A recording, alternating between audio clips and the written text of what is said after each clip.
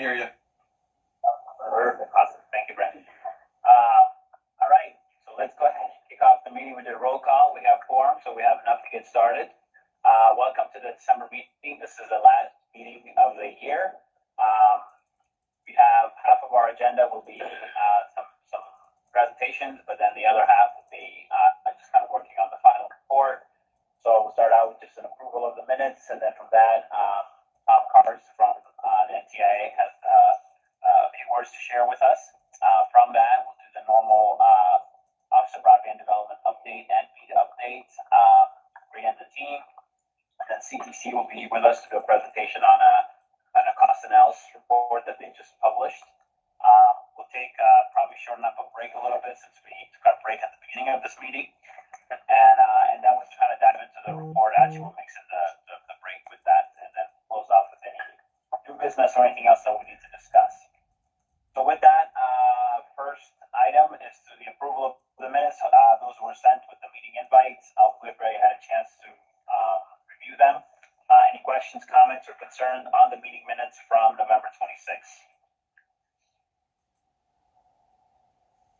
Okay, hearing none, we will approve those minutes and they will be published.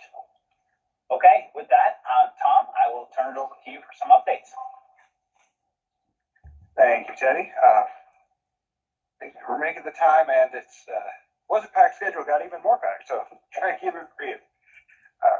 So as you know, NTIA has progressed along BEAD, and there have been changes in the program stages and where needs are. We've been adjusting capacity to make things work as smoothly as possible. So with that, with mixed emotions, I think that I'll be stepping aside as Minnesota's BEAD FPO and replacing that with working on some of the national issues and right now also the administration change. It's going to be very hard to take the expertise and experiences we've got here in Minnesota and take them to the national level. And with that, I am very happy to announce that taking over for me will be Kara Koch. Okay. Hey everybody, Kara Cook. I'm happy to be here. As Tom mentioned, I will be the new BEAD, as of last week, the BEAD FPO for Minnesota.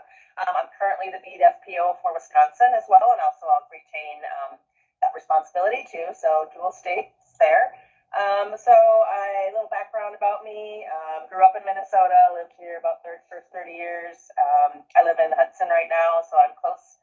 You can easily jump across the border for any meetings and to meet with stakeholders. So I'm looking forward to meeting with folks here, getting to know more of you here that are in the room on the task force and everybody that's online. I can share my contact information as well, maybe in the chat. And happy to have any conversations with everybody. My background, really, I spent most of my professional career working in state, local, regional government. So very familiar with a lot of the stakeholders that you work with. Just looking forward to being a part of this team, helping Minnesota be successful with BEAD. So happy to be here. Well, thank you. And Tom, congratulations on the new role, but I also appreciate all the work you've done the last couple of years to really make that connection between Minnesota and on the federal side. So really appreciate all you've done for the state and moving us forward. So, and we're almost there. We're almost getting close, right? Very close. Thank you. So I really appreciate your efforts. Thank you. Kara, welcome. Looking forward to working with you in the future. Awesome. With that, Bree, I will turn it over to you for some updates. All right. I just have a couple general office updates, and then I'll have Diane and then Hannah give specific program updates. First, we closed the position. So, as you know, we were looking for a land use permitting coordinator role. We're interviewing this week and hopefully can make a decision by this week to get somebody on board next month. And with that, just a quick little update. We did start a broadband land use charter group that includes key partners partners in the agencies that we work with. And I think I talked a little bit about this last month, but just some of the roles of this charter is really the purpose to streamline, collaborate, and prioritize environmental and land use approvals in broadband infrastructure, and make some best practices recommendations to leadership. And there are people from DOT, Natural Resource, DNR, SHPO, OSA, Over One, and then our team, part of this this working group. Essentially, we're meeting monthly, so we had our first meeting and sort of introduced what our role is going to be, and then we'll take a deeper dive next month in some of the mapping exercises. And one thing that was really key that came out of this first meeting is that there doesn't feel like there's a processy that everyone can see and understand. So that'll probably be one of our first pieces of this, is getting, something that anyone could look at, no matter if you're deep in the weeds of permitting or not, and kind of see how the processes work out. So really excited to have a person on board to help with those processes. The other thing, just a quick update. So our border-to-border, low population density, and line extension projects have progress reports to January 15th. And so applicants who have open projects should be watching for emails so they complete those progress reports. Those forms have been revised since the July reporting period. So, but just something that the team is very busy working on closeouts this year, doing the final. I think there was one contract that just needs to be signed out around 10. So just really busy on the infrastructure side as we move into the winter months and more of the reporting. So I think I'll leave it at that unless there's questions. Okay, then I'm going to turn it over to Diane, who's online, to give the BEAD update. Good morning, everyone. Just a few things. This week we will be getting our final deduplicated list of what we believe are, at this point in time, the BEAD eligible locations. We did ask for an extension because the more we can clean up that information on the front end, the less curing that's going to need to be done on the back end. And we did submit a formatted list, so the formatting should all be right, so we shouldn't get any feedback on that. So hopefully the process goes quickly once we get that to NTIA this week. And then we are also working with a new grants management system vendor to get the portal ready for both a pre-application process, which we'll conduct while that list of BEAD eligible locations is under review. That'll save us time in our 365 days that's already ticking away to submit our list of subgrantees selected to NTIA. So once the pre-app process is done and we have an approved list of BEAD eligible locations, then we will open up the portal for the actual applications for BEAD projects. And then we are also planning to start up office hours early in 2025, and we're holding off a little bit on that until we have a little bit more certainty on timelines as to when the portal's actually going to be ready for the pre-qualification process, and when we've got everything submitted to NTIA and maybe have a better idea when we'll be able to open up the application window. But we'll be able to take your questions when we start those office hours and give you more concrete information at that point. But if you have any questions now, happy to try to answer those or get back to you with an answer. Thanks.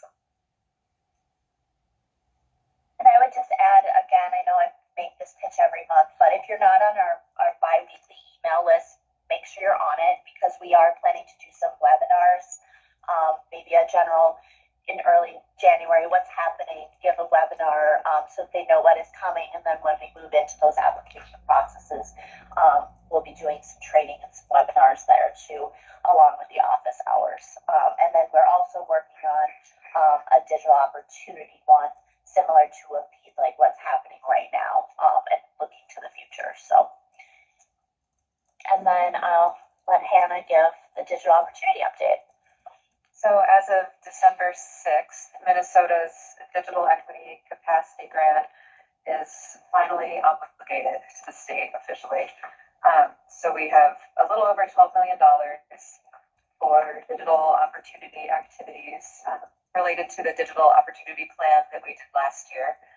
There's another step in this process that is going to take up to 9 months, and that involves our office putting together information about specific project details that we anticipate years, because this grant is through 2029. So we can say with certainty that we are concluding this year on a good note. That is done now. We can relax for a moment, and then we will have the beginnings of some grant opportunities available, hopefully by mid-2025. And Bree mentioned the biweekly email newsletter. That is a good place to stay apprised of that information. My update is usually more to come, and that is indeed what this update is. We've accomplished something and also more to come. If there are any questions, I can take them. Otherwise, we can move on.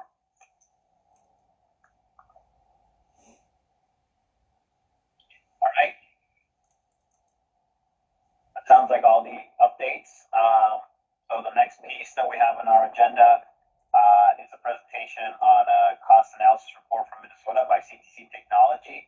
I believe Sean Thompson, the Vice President of Analytics from CTC Technology and Energy, is with us. Sean, are you able to hear us? Yes, good morning. Perfect. Well, welcome. Maybe you could do a quick intro of yourself, and then if you're able to share the screen, we can move to your presentation. Okay, great. Thank you for that. So while I'm getting this ready, my name is Sean Thompson. I'm the Vice President of Analytics with CTC, and we're happy to present the findings of a report that we had just recently finished with you all. Just quickly, CTC is a consulting company. We've been in business since 1983. We work with 28 different states. Our focus is on broadband issues. And we work solely with the public sector, meaning we don't have any relationships or work with ISPs, equipment manufacturers, etc. So to get right to it, I want to just quickly overview what it is that we're going to present today. First, we'll just do a really quick recap of the goals of the analysis that we did. And then I'll present some results, the actual costs that we came up with in order to achieve universal coverage as one scenario. And we also look at a couple different scenarios also. And then lastly, we can go into just a little bit of methodology behind how the model works, and we came up with those numbers. So first, as looking at what it is that we did, we looked to produce a couple of different cost models. The idea is that we wanted to come up with an estimate that would close the gap to reach any homes that aren't currently served by broadband, to get them connected, and what would that cost. We're going to present two different cost categories. One is a capital cost, which is essentially, what would it cost to construct these networks, to get the fiber into the ground, for instance, pay for the actual fiber optic cabling. But we also are going to present an estimated funding amount, and that is based on what we believe is the amount of money that an ISP, for instance, or a service provider would need in order to make a business case. And the idea is that maybe they don't need the total amount of the cost to put the fiber into the ground, but over time this becomes sustainable, and therefore they would maybe request less than what it would cost from a capital cost basis. So we're going to present both of these numbers to you all. So first we look at what would it cost to reach all of the homes, as we mentioned before, and we look at this from two different viewpoints. How much would it cost to connect these by fiber, but also what would it cost to look at alternative technologies, especially fixed wireless. We look at this from like a state perspective, meaning you have your own definition of what is unserved and underserved. But we also will look at this from a BEAD perspective. What would it take to reach, for instance, the BEAD eligible addresses as a separate number? And then lastly, we look at a mix because if you have a limited budget, and for instance, how far could the BEAD allocation get you? This would require a technology mix, meaning we can reach as many homes as we can by fiber, but then the remaining homes may be needing to be reached by a different technology. So we look at that mix. These are the goals going into the work that we've done, and these are some of the results. These three scenarios we're presenting on this page because they each have a wireline component. And these solutions range anywhere from $2.1 billion in funding needed to $628 million. And the $628 million, this represents a constrained budget, meaning this is the amount of money that you would have for deployment from your BEAD allocation after your admin costs. And so the third scenario gets to, okay, well, if you only have a fixed amount of money, how far can we get? But let's look at the first scenario. And this says this is universal wireline coverage. So what we're talking about here is across the state, if you were to identify all locations that don't currently have a wireline connectivity at broadband speeds, that's the location set that we're talking about. And we've identified about 193,000 locations. Hey, Sean? Yes. Can I stop you for a second? Is there a slide that you're referring to that we should be looking at, or? I'm so sorry. I thought that this was shared. I think we have the presentation in a different place, but might be easier to share it on the screen if you're able to do so. Thank you for catching that. And do you see my screen now? Yes, we can. Perfect. Okay.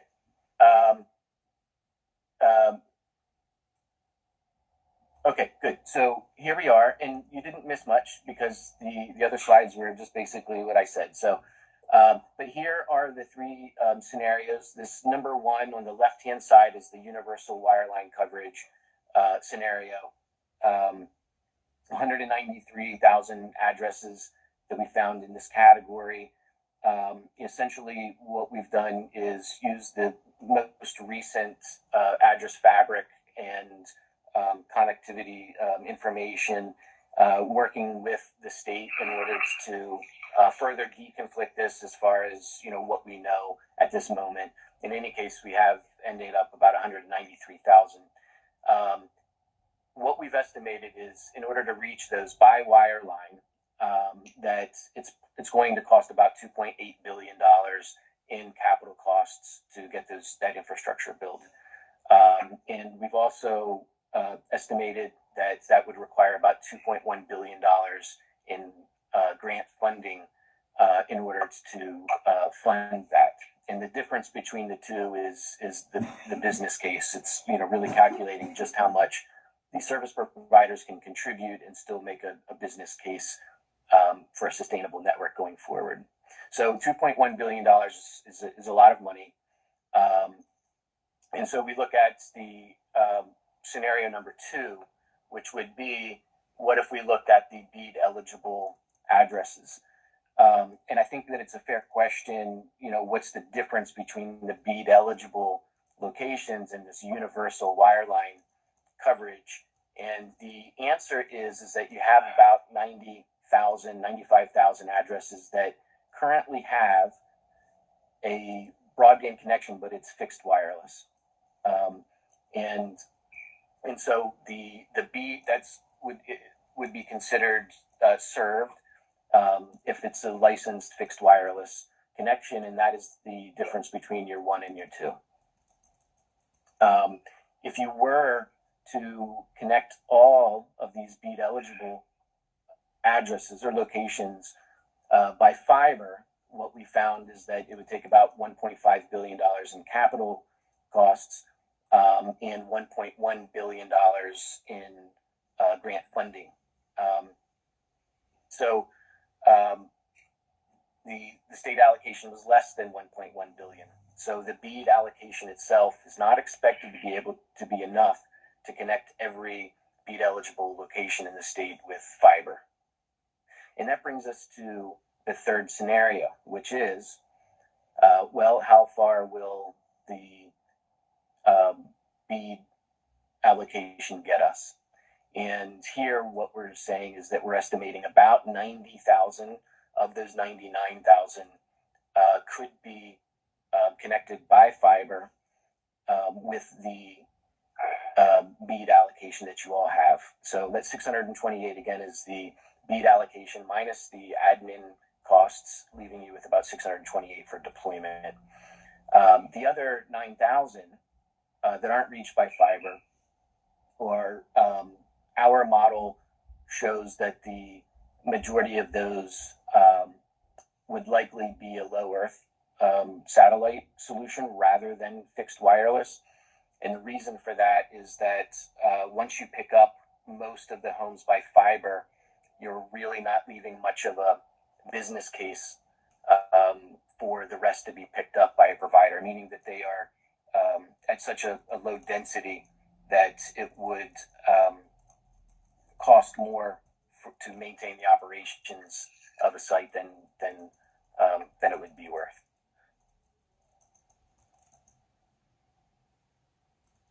We looked at one other scenario, which is, well, what would it cost if we were to connect all homes by wireless, fixed wireless solution, rather than by fiber? And what we found is that it would cost about $35 million.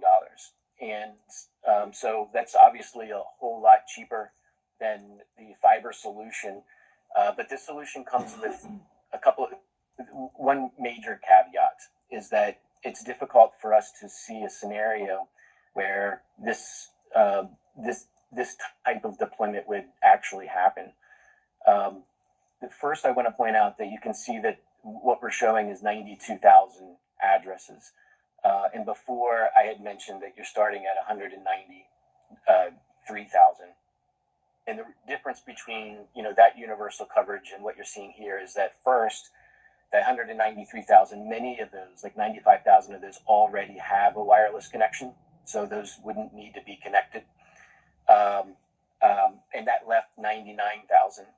But here we're only showing that about 92,000 addresses could result in a sustainable business case, meaning this last 7,000 are going to be very difficult to connect. You would need to construct new towers with the rates around maintaining that tower, leasing the equipment, refreshes and things like that.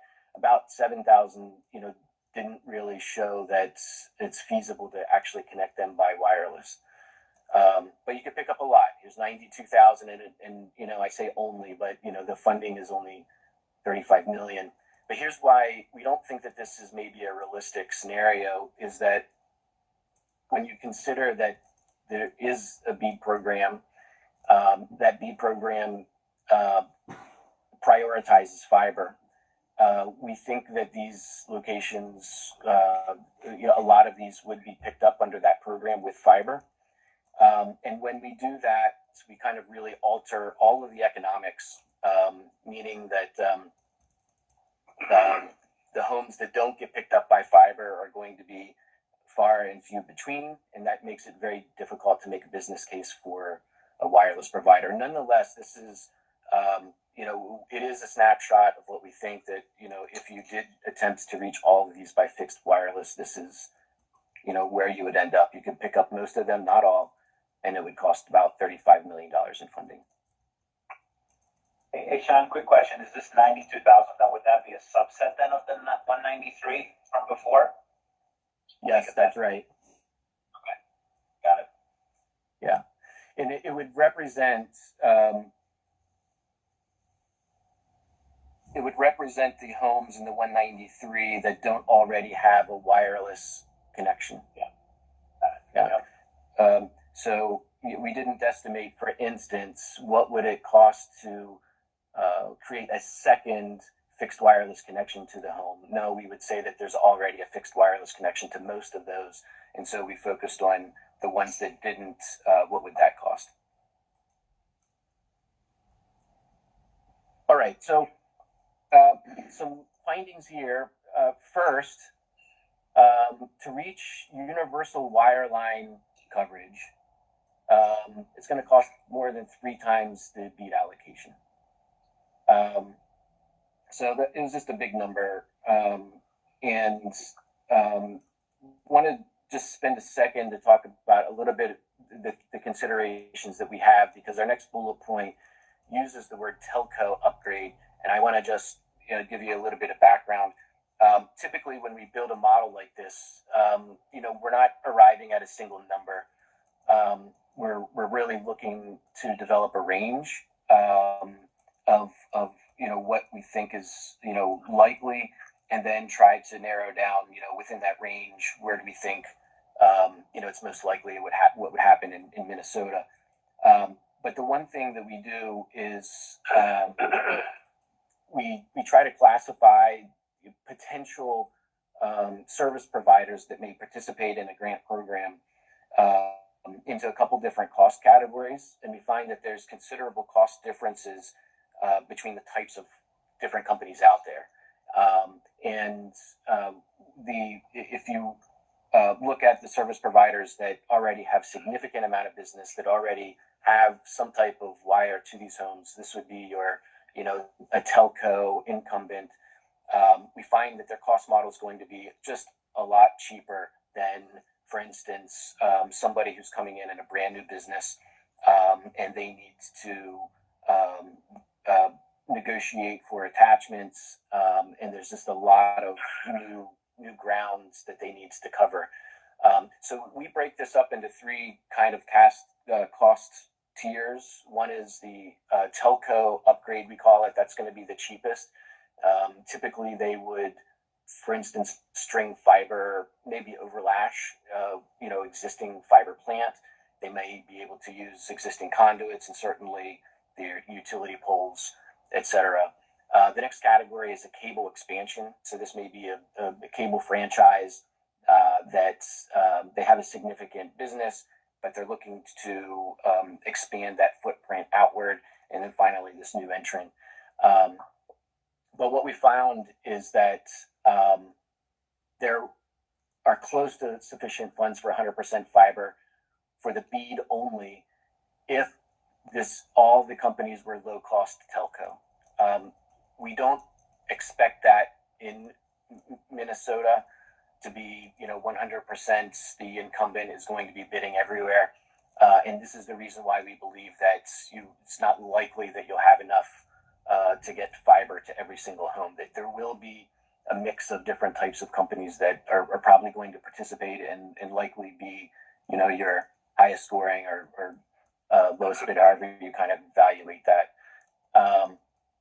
And then the other 2 categories, either cable expansion or new entrant, they are going to just have a lot more costs involved to take into consideration attachment fees and other costs in order to use that existing infrastructure like utility poles, etc., including replacement costs. So this is where we end up. Again, we're at this $2 billion number to get fiber to a universal wireline coverage across the state. In the second box, because this is a lot of money, we get back to this question of, how far can we get For instance, with the BEAD allocation. In other words, if we have a known amount of money, how do we solve for the optimal outcomes? And what we found is that first of all, we are leaning more towards our what we're calling our cable expansion scenario for costing. So that's kind of like a middle ground of the type of companies, service providers that are going to probably put in proposals. But under that scenario, in order to maximize $628 million, we have, or the model is suggesting that you're going to end up with about 91% fiber, about 0.7% fixed wireless, and about 8.5% satellite. And 8.5% satellite, it's a big number. However, if you were to put that in context of all locations in the entire state, if you were to, what that equates to is about 0.4% of all locations in the entire state that would have satellite at that point.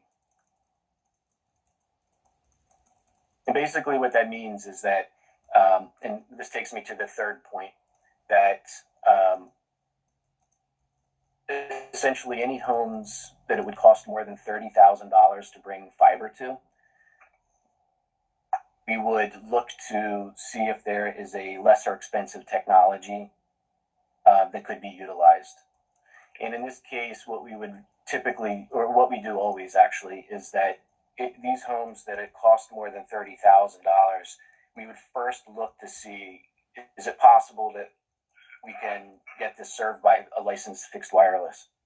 And if the answer is no, then that's where the satellite comes in. So we always look to see if we test, can we get a sustainable business model out of that? In the end, you end up with this mix, 91% fiber, 0.7 fixed wireless, and 8.5% satellite.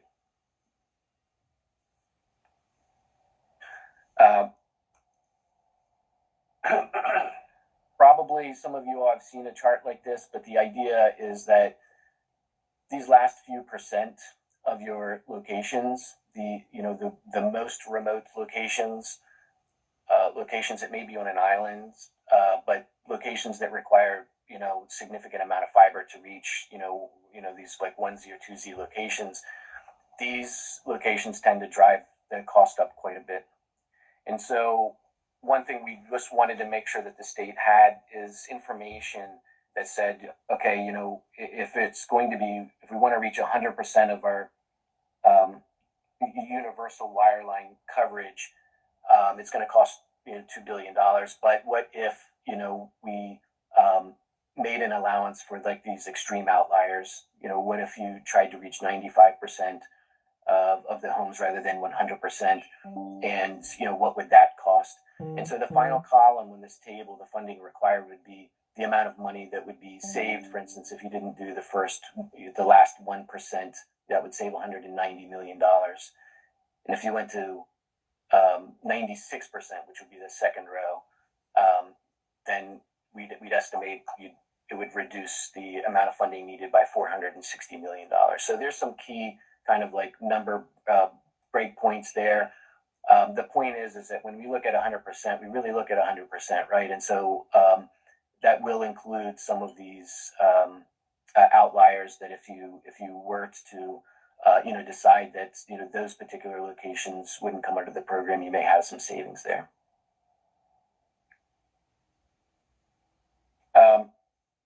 I wanted to I don't know if anyone has any kind of questions about the numbers. This next section is about the model itself, but I want to make sure that your needs and concerns are addressed first. Just let me know if there's a question. Any questions for Sean at this present moment? Okay.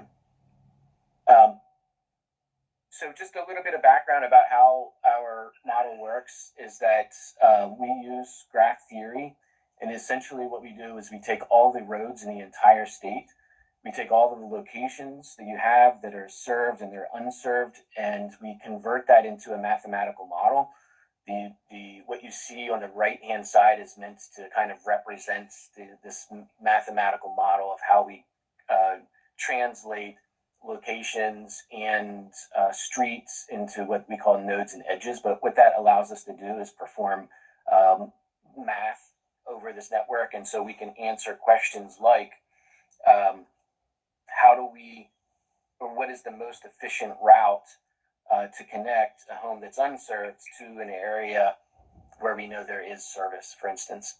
And this is the same as if you were to go to Google Maps or whatever, and you have it find the most efficient route. Sometimes you might even say I want the fastest route, or I want one to avoid tolls. We're able to do the same type of decision making and math in order to solve for what is the optimal routes that fiber might use in order to make these connections and reach all of your homes. And here's an example of that. And so we've done this for every single location in the entire state. We've done this design. And we start with designing fiber to every single location. And when we do that, we can start to see that there are places that are going to be more expensive, on a per home basis than others. And this is just an example of that.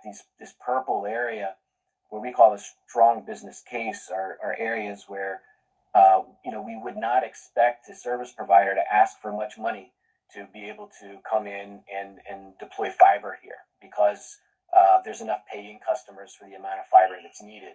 And then of course you have the green and the red.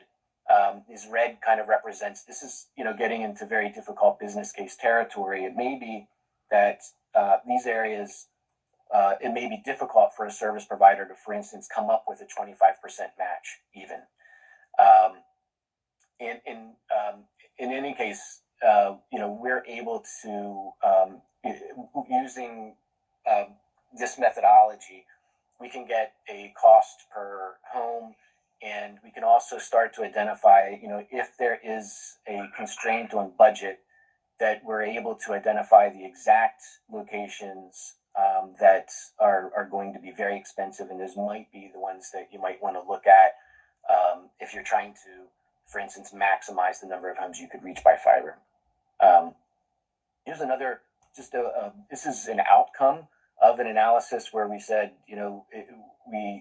there is a constrained budget, and our model is able to kind of predict which ones we would be able to reach by fiber. The yellow ones are ones that we were able to predict that we could get connectivity by fixed wireless, and then the others are satellite. And so you can start to see this play out. One thing I want to mention about the wireless is that we do a full radio frequency analysis on this, and so that if you have areas that are the topography is difficult, geography is difficult, the tree cover is really dense, these are places that our model can pick up that you're not really going to be able to reach too many homes in those types of areas. But we are also able to calculate an expected signal strength from a nearby tower, and therefore we would be able to estimate the cost to deploy wireless, because in some cases you might not need to put an exterior antenna on the outside of the house, cable inside. In those locations, it could be a much simpler indoor device that would pick up the signal on its own. And on the other hand, some homes are just going to need that extra help, that an antenna on the outside of their house is going to be needed. But we're able to differentiate between the two and be able to apply the right cost analysis on the wireless part. Earlier, I'd mentioned that we estimated that an extremely high cost per location threshold.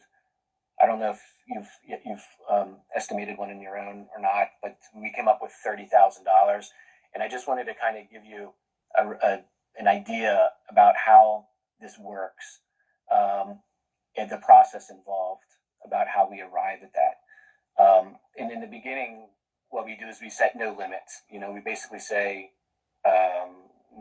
what's it going to cost to reach all homes by fiber? And that's your top left rectangle here.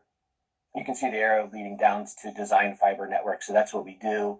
And we start to calculate the costs around that. How much can the service provider contribute? And then we look to see, does the state have that much money or not, right? And so that's the right-hand box. And if the answer is no, if the answer is yes, then you go to the top right, which is that's your extremely high cost per location threshold. So for instance, if you had enough money to reach all homes by fiber, you really wouldn't have an extremely high cost per location threshold. It's infinite, essentially. I think a lot of states want to establish one anyway, because even if you could pay for a home to be connected at $500,000, is that really a wise use of money? But in any case, that's the question. Is we do a design, we ask if there's enough money, and if there is, you're done. However, if there's not, then you follow that bottom row, which is, we would look to remove, or we'd look to find the homes that cost the most. We would ask if this could be served by fixed wireless first, and if not, then we would consider that satellite, and we would redesign this whole network without with those homes being the alternative technology. And then we would come back and ask the question again, do you have enough? And if not, again, then we would look and we would remove, or we would convert the most expensive once again, and we continue this process over and over and over until we get down to the budget that we have to deal with. And in this case, with the BEAD funding, it was $628 million. And so through this process, you can see that there's many, many, many designs as we go from 99%, 98%, 97%, down to, in your case, it ended up right around 90%. But we have iterative designs each time. And ultimately, where you landed up was at about $30,000. The chart on the left represents this idea that you can see on the left-hand x-axis. Hey, Sean, before you move on, we do have a question in the room. Sure. Can I ask where that 30,000 sits compared to other states for the threshold that you've done analysis on? Is that pretty similar to other states? I mean, I know they're all going to be different, but.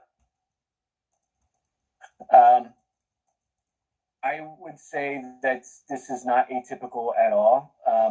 There are some other states that we've worked with that we, particularly on the East Coast, where we expect that they would have enough money to reach all of their addresses. Unfortunately, that's not the case with Minnesota.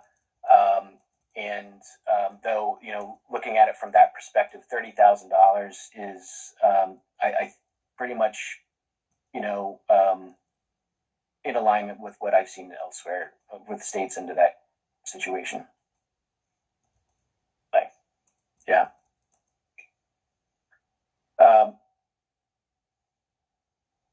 So we see here this curve. I won't spend a lot of time on this curve, but essentially you can see that, if you look on the x-axis in that left-hand side chart, it starts at $200,000. You probably have some addresses, like single addresses, that cost even more than that, but we just cut this chart off at 200,000 to make the point that as you go to the right, you lower the extremely high cost per location down to 100, down to 50, down to 25. The amount of funding you need statewide drops as you lower that. And there's a dotted blue line there, that horizontal line, which is your 628 million. So where those two intersect is essentially where we find the how we determine the extremely high cost per location threshold. On the right hand side, shows the outcome there. I've already discussed the percentages, but here it shows the number of passings that fell into each of these categories. Luckily, most of these are fiber.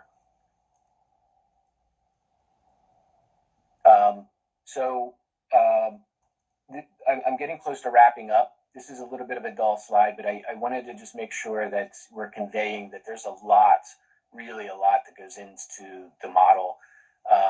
And we first look at any kind of industry standards from a cost standpoint. These may be things like, what does it cost per foot of cable? What are the labor rates to splice cable and things like that. We look to find Minnesota specific information on that to fine tune that.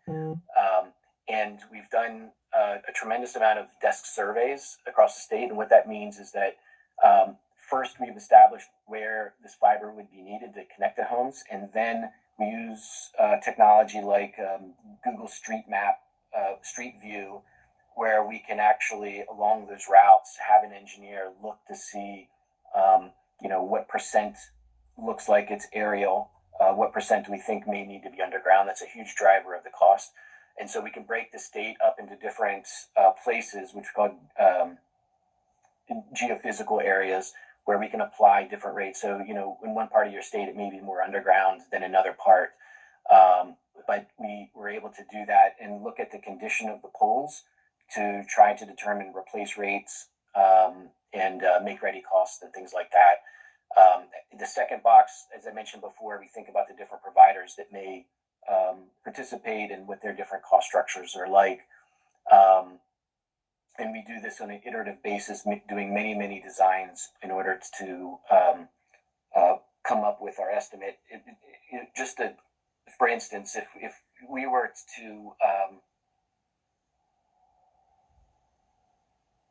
give an individual cost of any location in the state, and we say, okay, those are the ones that we're not doing, you can't just remove them without really doing another design. And the reason for that is that you may find that one of these houses gets passed by fiber anyway. Like, it may be in the middle of nowhere, but it's going to get passed by fiber because you're connecting two different communities. And so it's really important that you're doing this in a way that we're cognizant of what the actual build is going to look like at each of these different iterations we do. In any case, with that, we can generate cash flow statements.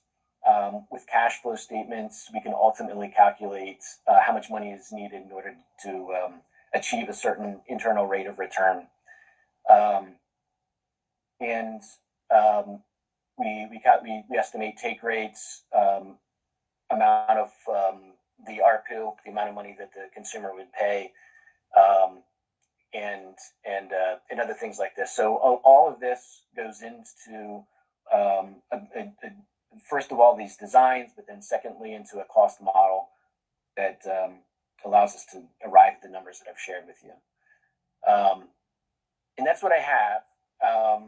And we have a much larger, lengthier report that has a lot more detail and text that describes some of these concepts that I've been able to talk with you about. But that's what I've got. Awesome. Thank you, Sean. Yes. Questions for Sean from the task force members? Can we see the full report? There's a question, Sean, about potentially can you share the full report? You can certainly include that with the meeting minutes, or up to kind of when you say yes or no. I've shared these with our counterparts at the state, and so I think if they're shareable, then I'm happy to share it. I just don't know. I think that should be done through the state rather than me. No, absolutely. We believe we have the report. Just wondering if it's okay to share. Sure. Task force. Sure, absolutely. Okay. The office will make sure it gets up on our website. So we do, as the Office of Broadband, own it. I mean, contract with it, and it will be public information. So, okay. So we can probably put it with the meeting minutes too, right? Yeah, yep, absolutely. And the presentation that he gave today. Okay. Yeah, this will be fully available. I know there's some questions in the chat as well. So, curious on the business case analysis. Was it taken into account for take rates and cost returns on the federal funding coming in for the Affordable Connectivity Program, or was that left out, assuming there's no funding?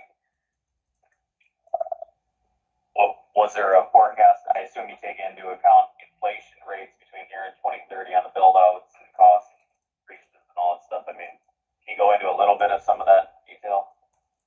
Yeah, sure. So we have done 10 and 20-year analysis. So things that affect time, like interest rates and inflation and things like that. These are built into the model. We have two numbers that we use for.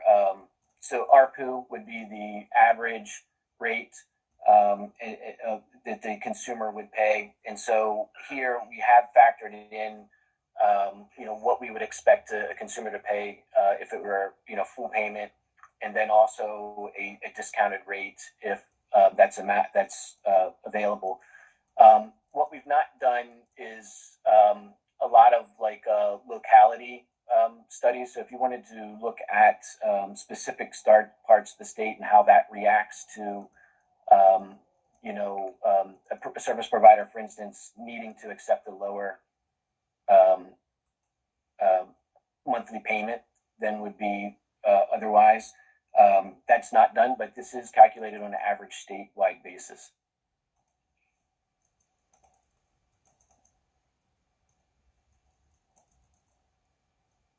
Any other questions? All right, thank you, Sean. We appreciate the time as well as the detailed report. Really, really insightful. So, and we also appreciate your time this morning and kind of giving us a little more color to come to the meeting. So, thank you. Thanks for having me. Absolutely. Okay, moving right along. The next piece is the last piece of our work today is just to review the draft report, and then if we have alignments, we can see if we can vote on it at the end or not. But let's do this. We're supposed to have a break now. Let's take. Let's do this. So we're a little bit behind time. One of the things I wanted to do, the final report, the draft report was sent late last night, and maybe some of you had a chance to review it, maybe not. But one of the things I think would be beneficial for us to do as a task force is to actually review the document. So if you, Anna, can we share the document up and just go to the table of contents? So as Anna brings up the table of contents, what I wanted to do was probably break it up into 4 or 5 sections, and then give a few minutes. Yeah, there it is. It's up to review certain areas, and then come back and have a discussion. Right. So we'll do the sections will be introduction to statutory goals together as one. Then another section will be the affordability and digital equity, economic opportunity and workforce development, the mapping policy and funding, and then we'll come back up to the executive summary and see if we have any questions. So what we'll do is just a lot segments of time, right? It's not very long to break it out to these sections. They're not very long sections. So I'll give everybody like 8 minutes to review the section. But for this first one, which is the intro and statutory goals, we're actually do 10 minutes. And if you need to take a break, if you already read it, you can take the break then. So we'll combine that together. So it's 8:23 now, or 11:23 now. We'll get back. I'll kind of pick back up at 11:30, 11:33. So the idea is review the intro section. So that's on page 6, and the statutory goals on page 7. And then after you read that, we'll get back together and see if there's any comments or questions. Any questions on the approach? And I'm assuming everybody has access to the document, task force members. You have access. If you don't have access, let us know now. All right, have a read.